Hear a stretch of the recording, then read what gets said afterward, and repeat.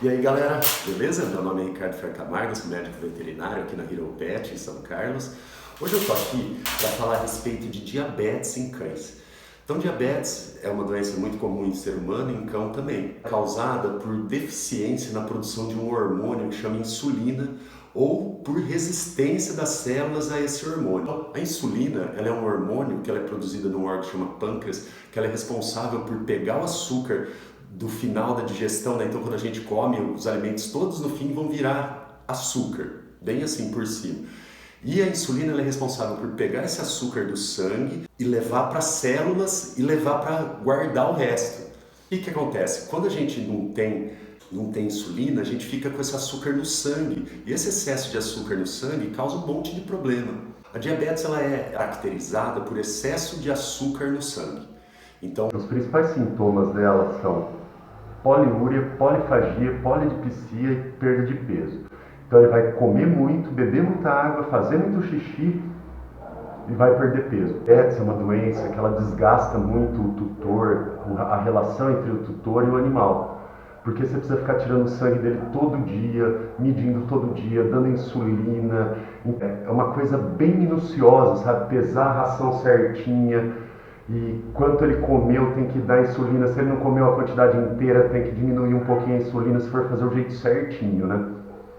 Então tem alguns estudos que falam que a média assim, de vida do animal depois que ele começa a tomar insulina é de 9 meses. Pode ser de 6 meses a 2 anos, mas a média é de 9 meses, porque é difícil, sabe, fazer bem certinho, fazer bem. A glicemia, que é aquele teste que a gente faz em diabético, que tira o sangue lá, põe uma gotinha no aparelhinho, do cachorro ela tem que estar entre 70 a 100, mais ou menos, em jejum. Dorme, não come nada, ele acorda, a gente mede, antes dele comer qualquer coisa, se tiver acima de 100, né, não uma medição e um pouquinho acima de 100, se tiver 200, 300 e fizer essas medições durante o dia e tiver sempre assim, em dias diferentes, eu digo assim, porque uma medição, um dia, eu acho que não é suficiente para fechar diagnóstico animal diabético.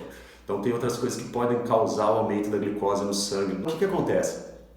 O animalzinho, quando está com açúcar sangue, ele é diagnosticado diabético, daí em alguns casos ele tem que começar a tomar insulina, em outros casos apenas com uma dieta, né? Em alguns casos ele tem que tomar insulina e mudar a dieta, fazer exercício, e em alguns casos apenas com mudando a dieta e fazendo exercício a gente já tem um resultado bom, o animalzinho já normaliza a glicemia dele.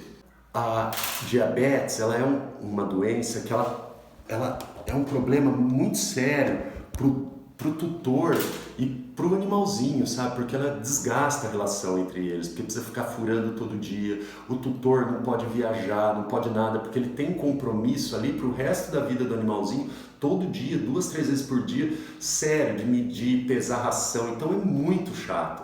Por isso que, tipo, na maioria das vezes, não chega a 2 anos, assim, a média de vida do animalzinho depois que ele é diagnosticado de diabetes.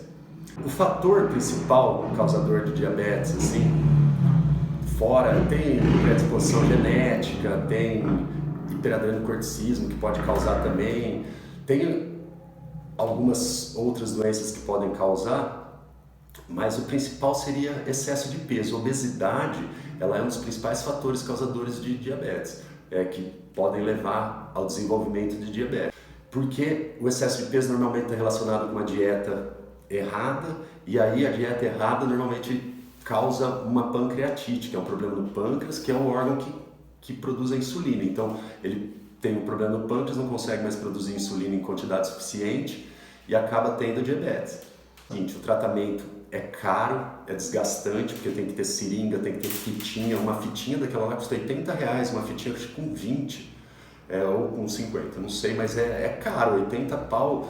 Uma fitinha você vai usar 2, 3 por dia.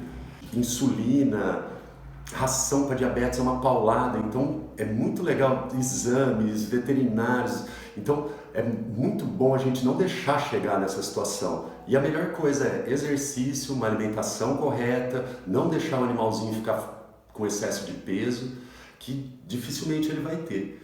Então minha dica é, não deixe o animalzinho com excesso de peso, não deixe para amanhã começar o passeio, não deixe para amanhã cortar as besteirinhas. Eu falo isso porque eu também dou pro Tyro às vezes, mas uma coisinha. Mas assim, a gente tem que ter noção se o animalzinho tá gordinho, a gente não pode dar. Se tá um pouquinho mais magrinho, uma coisinha ou outra sabe? Mas não coisa... Então, outra coisa importante, as preferências nacionais aí dos cachorros, elas fazem mal, que seriam pão e salsicha, vamos dizer. O pão, ele é carboidrato, isso aí vai virar açúcar pura, isso aí vira açúcar...